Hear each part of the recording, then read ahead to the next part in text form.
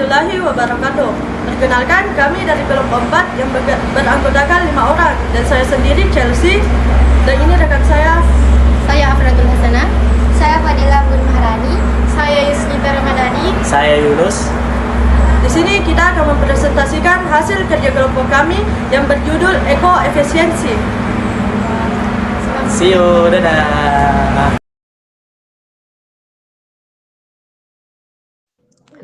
Apa itu eko-efisiensi? Eko-efisiensi adalah konsep yang menggabungkan efisiensi ekonomi dengan keberlanjutan lingkungan. Intinya, kegiatan industri atau bisnis tidak hanya berfokus pada keuntungan, tetapi juga meminimalkan dampak negatif terhadap lingkungan.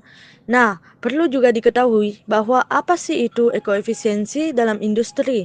Nah, ekoefisiensi industri itu adalah sebuah pendekatan yang menggabungkan efisiensi penggunaan sumber daya dengan pengurangan dampak lingkungan dalam proses produksi industri. Konsep ini bertujuan untuk menghasilkan lebih banyak produk dengan menggunakan lebih sedikit sumber daya dan menghasilkan lebih sedikit limbah.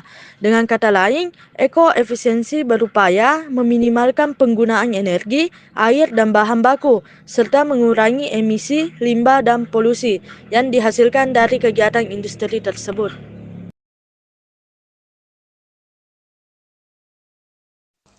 Prinsip-prinsip ekoefisiensi yaitu 1.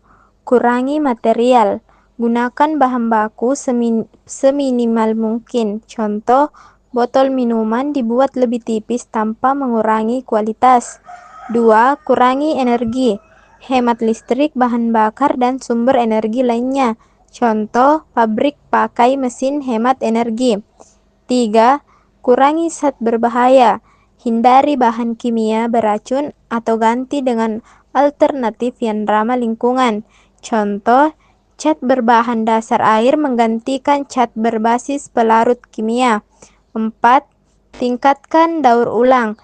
Limbah atau produk bekas digunakan kembali. Contoh, plastik bekas diolah jadi produk baru. 5. Sumber daya terbarukan. Gunakan bahan baku atau energi yang bisa diperbarui. Contoh, tenaga surya, biomasa, atau kayu dari hutan lestari. 6. Perpanjang umur produk. Buat produk yang awet, mudah diperbaiki, dan tidak cepat rusak.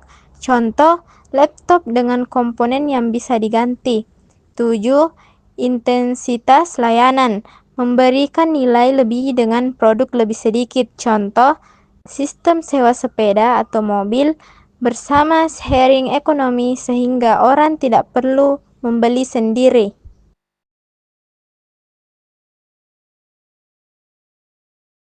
Penerapan ekoefisiensi di beberapa industri. Yang pertama, industri tekstil. Kedua, industri pangan. Yang ketiga, industri otomotif. Di industri tekstil, menerapkan teknologi pewarnaan tanpa air untuk mengurangi konsumsi air. Mengolah kembali limbah kain menjadi serat baru yang bisa dipakai untuk produk lain. Menghemat energi dengan penggunaan mesin dan boiler berteknologi tinggi. Industri pangan. Limbah cair seperti air kedelai diolah menjadi biogas sebagai sumber energi alternatif. Ampas kedelai atau limbah padat lain digunakan sebagai pakan ternak. Perusahaan beralih ke kemasan ramah lingkungan, misalnya dari plastik sekali pakai ke bahan biodegradable. Industri otomotif. Mengembangkan kendaraan hemat energi, termasuk mobil listrik. Menggunakan material daur ulang untuk komponen interior kendaraan. Proses pengecatan beralih ke teknologi rendah emisi untuk mengurangi pencemaran udara. Dampak positif ekoefisiensi. 1. Pengurangan biaya. Dengan memanfaatkan sumber daya secara lebih efisien dan mengurangi limbah, perusahaan dapat menghemat biaya operasional. 2. Minimnya dampak lingkungan. Ekoefisiensi membantu mengurangi polusi air, udara, dan tanah, serta meminimalkan konsumsi energi dan sumber daya alam. 3. Peningkatan daya saing. Perusahaan yang menerapkan seringkali menjadi lebih inovatif, bertanggung jawab terhadap ekoefisiensi efisien dan lingkungan, sehingga meningkatkan daya saing mereka di pasar. 4. Pertumbuhan ekonomi. Dengan mengurangi biaya dan meningkatkan efisiensi, ekoefisiensi dapat mendorong pertumbuhan ekonomi yang berkelanjutan. Beberapa dampak negatif ekoefisiensi yaitu investasi awal. Implementasi ekoefisiensi seringkali memerlukan investasi awal yang signifikan untuk teknologi dan infrastruktur baru. Potensi ketergantungan perusahaan mungkin menjadi terlalu bergantung pada inovasi untuk penghematan biaya dan tidak melanjutkan perbaikan jika target sudah tercapai. Persaingan dengan industri lama, perusahaan yang tidak efisiensi secara ekologi mungkin masih dapat bersaing di pasar global karena biaya produksi yang lebih rendah. Adapun kesimpulannya yaitu ekoefisiensi adalah konsep penting dalam pembangunan keberlanjutan.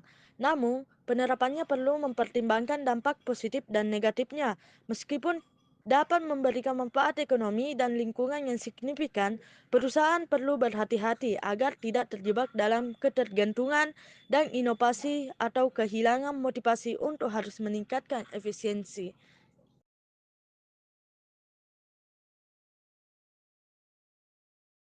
Itulah tadi hasil presentasi dari kelompok kami. Lebih dan kurangnya mohon dimaafkan. Wassalamualaikum warahmatullahi wabarakatuh. See you.